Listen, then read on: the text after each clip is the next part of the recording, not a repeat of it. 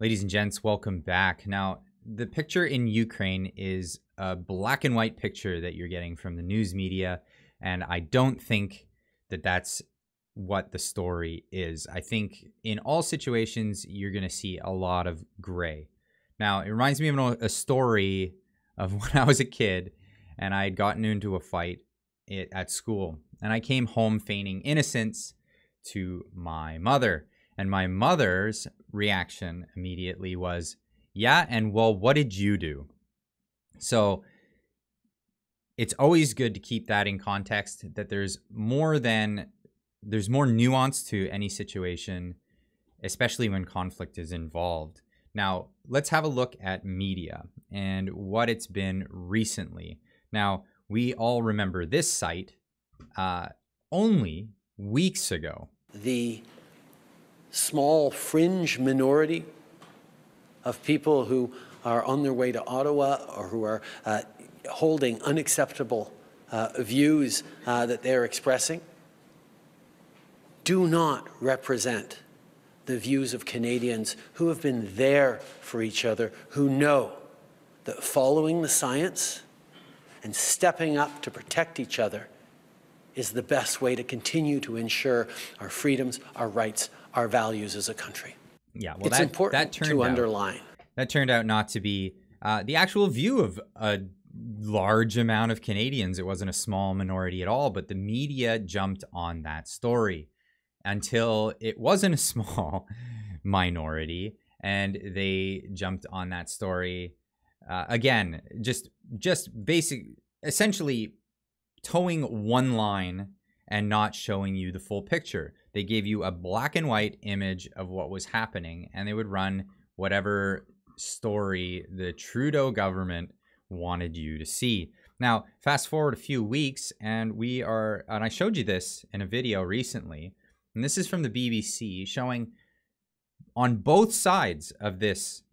So we're talking Russian side and Western side media running fake stories, video game footage as real situations on the ground.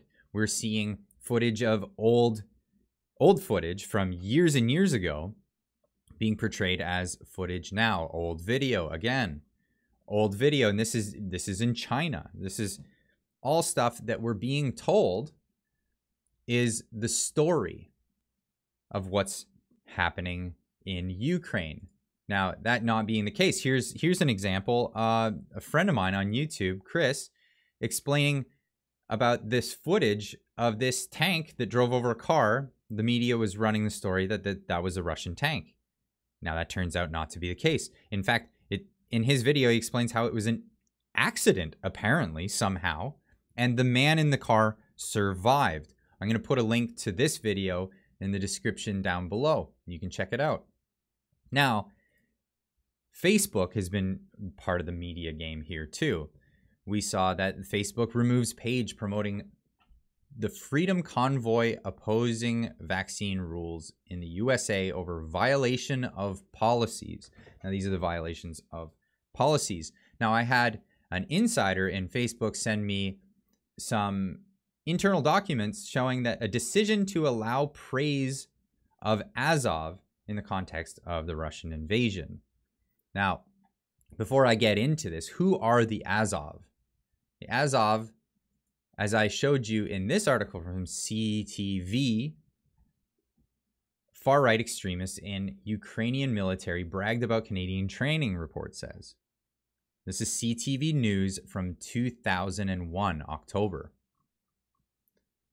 Toronto, a report exploring the far-right Ukraine's military found that World War II baddies and supporters of far-right groups in the ranks bragged online about receiving training from Canada and other NATO nations, prompting promises of a thorough review in the Department of National Defense. Now, we've yet to hear any results of those reviews. Here's footage from another journalist, which, again, I'll leave the link to these things in the description down below, of the Azov. The Ukrainians refuse to accept that a place that is Donbass where surveys consistently showed over 90% of people opposed to Euromaidan had the right to break away from rule by their Euromaidan regime. And a war in Donbass kept going by Ukrainian extremist, far right, yes, neo-Nazi organisations and battalions. And don't just take my word for it, here's either my own footage or verified footage from Donbass.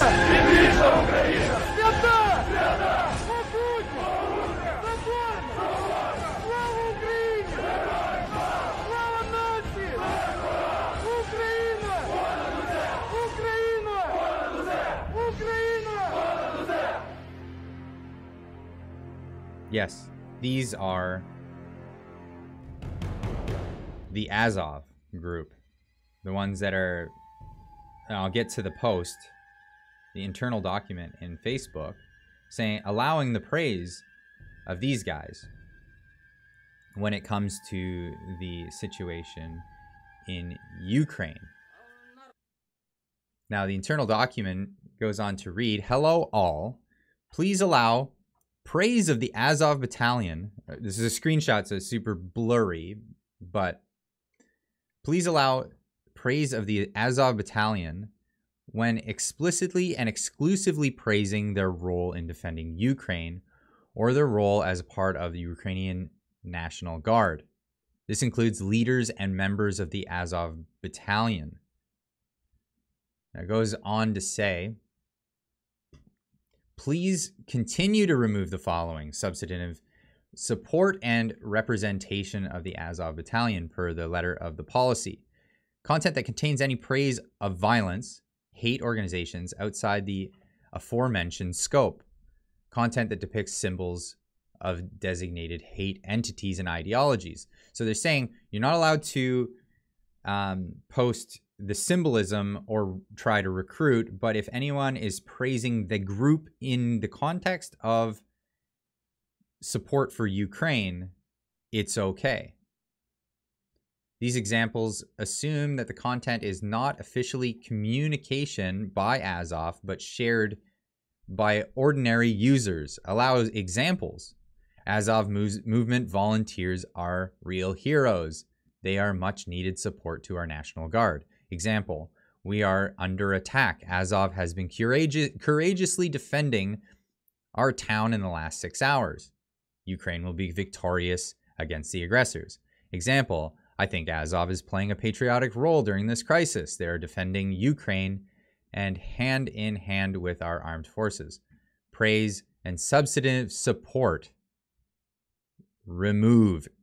So remove any praise or substantive support. Example, Azov movement volunteers are real heroes. They are much needed support to our National Guard, plus Azov logo. So you can praise them as long as you don't show what their symbology or ideological symbols are. So praise plus hate symbol, baboop, no way. But praise on its own is fine. Join the Azov Battalion. If interested, DM me for more information. Call to action. That's not allowed. Example, donate to Azov Battalion and help their nation defend itself. Not allowed. Example, Azov is a group of really brave people. Praise outside the scope of SOP guidance. So as long as you're only referring to them in the context of the crisis in Ukraine, you're allowed to, based on Facebook's policies. Now, like I said, the waters are getting muddier and muddier as time goes on with this. The media is really not showing us a good picture. So where is it that we can see a good picture of what's happening? One resource that I found, surprisingly, from a lawyer, Barnes, from Viva Fry's YouTube channel, when he does Viva Barnes. Amazingly, he has such a wealth of information on the region and historical context to all of this. Here's a few things that he said just yesterday. So there's some that argue that the United Nations Charter limits the right of self-defense. That's frankly never been the American legal position. Otherwise, we would have had problems with a lot of the interventions we've done over the last 100 years, least of all post-Cold War period. So I agree with the American interpretation. I think the right of self-defense is pretty broad. If you think somebody's up to something bad, I think you have a right of military intervention to change the regime. That does not mean it's a good idea. That does not mean it's morally right, that it's politically right, that it's smart policy. That just means legally you're on solid terrain. I believe most U.S. interventions have had a plausible argument. It comes down to a secondary question. So you start off with the right of self-determination and the right of self-defense. And beneath that, frankly, in the tradition of international law, especially as it's been interpreted by U.S. legal advocates, including the State Department, especially, by the way, which suddenly has a radically new interpretation of this, the one they're not really willing to commit to writing because they don't want it to be used against them the next time we decide to do something different, is the sovereign borders. That's beneath self-determination, beneath self-defense. So in this context, that assuming that you had the Donbass declare their independence, Russia recognized that independence, they signed a mutual support agreement. And so and clearly the regions in Donbass are under threat, have a self-defense right. If you go with the self-determination right they exercised first, if you recognize that right, then they had a self-defense right against the Ukraine, which was shelling them. I think they shelled them about 2,000 times in 2 days before this conflict. Well, you got to stop there because some people are never going to have heard the word Donbass, Donbass. I tweeted out just a Wikipedia link to it. Yeah, that's right. That's right. So there's a lot of people who don't know the history of what's happening over there. And to know people, nobody's fault on that, except we're getting a lot of information from the media, and this information is not included. And that's now not knowing, like actually knowing the truth and omitting that, I would say is morally wrong in any situation. So if the news knows of situations and they're lying by omission, I think that is a terrible thing. Now, Barnes goes on as well into the idea of corruption. I mean, we're forgetting that Ukraine is corrupt and just how corrupt their government has been for a long time. So he goes into it here. Explain when you talk corruption in Ukraine, what are we talking about? Because people throw the term out. I don't even understand. I think I understand, but what do we mean? By most independent measurements, Ukraine is in the top 10 of corrupt governments in the world. You have one of the biggest land masses with all kinds of natural resources in the middle of Europe, and yet it is the poorest nation in Europe. It is one of the only ex-Soviet countries that has become poorer per capita after leaving the Soviet Union. Now, there were some other reasons for that. There were a lot of Soviet leaders that had, after 1960, that had ties to Ukraine, deep ties to Ukraine, gave a lot of arguable favors to Ukraine. Putin has hinted at this. After they broke up, Russia decided to pay back Ukraine's debt that it owed as part of the Soviet Union. So they should have theoretically been much better off economically, but instead they got poorer and poorer and poorer, especially as this EU politics started. And some attribute it to the involvement of third-party NGOs, non-governmental organizations. George Soros made Ukraine a pet project of his beginning in the early 2000s. There's people who are critical of that, who are skeptical of what his objectives were, that often you undermine the independence and wealth of a country to make them a more dependent colony. That the more independent wealth they have, I mean, Ukraine used to be a main source of shipbuilding, main source of steel, of aerospace, of engineering, of a wide range. And now it's one of the weakest in Europe. And it's not a coincidence that Putin explicitly mentioned that. It's like if these European allies that you're seeking help you, why is it you keep getting poorer and poorer and poorer the more you ally with them? That's the now he goes on a lot. I'm going to leave the link to this discussion in the description down below. I found it very insightful. A lot of information that you're not hearing from, the typical news sources, which we in the past month have, if you weren't already skeptical of what they were saying, a lot of us have learned in the last month, just how one-sided their approach to giving information is, and that would be to say the least. Now, this is all I've got for you today. I've been doing a lot of research on this situation for people who say, or that have been wondering why I'm not speaking out so much on it, is I think that there's a lot of information to share. Just it needs to be gathered in a cohesive way, because there's too much fake stuff out on social media. There's a lot of fake stuff that's hitting the news. A lot of reporters are falling victim to clickbait type things. So I'm just doing my due diligence to try to get you the actual accurate information on the ground. Here's another guy just showing what it's like on the streets. It's about 9 a.m. on Monday, February 28th, 2022. As you can see, that's the VIP club of the Premier Palace Hotel. I'm walking down to Krishatik, and I'm going to the supermarket to get some food. They've announced that it's okay to go to supermarkets and pharmacies.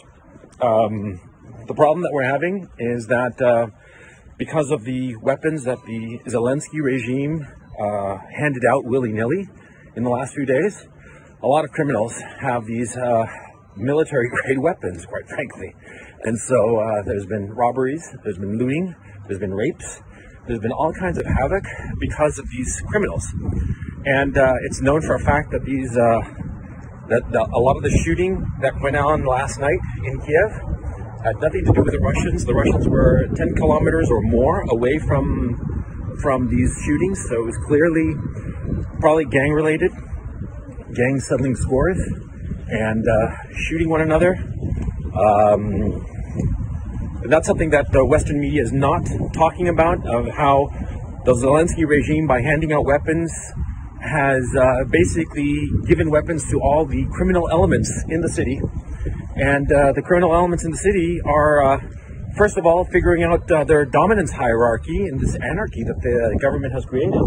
And soon enough, once that's settled, they'll start targeting the civilians. So that is the word on the ground in Ukraine. So yeah, keep a skeptical eye looking at this situation moving forward. I'm not telling you what to believe. I'm just showing you what information that I've gathered. Please just look at this with a big grain of salt. And as always, keep on trucking.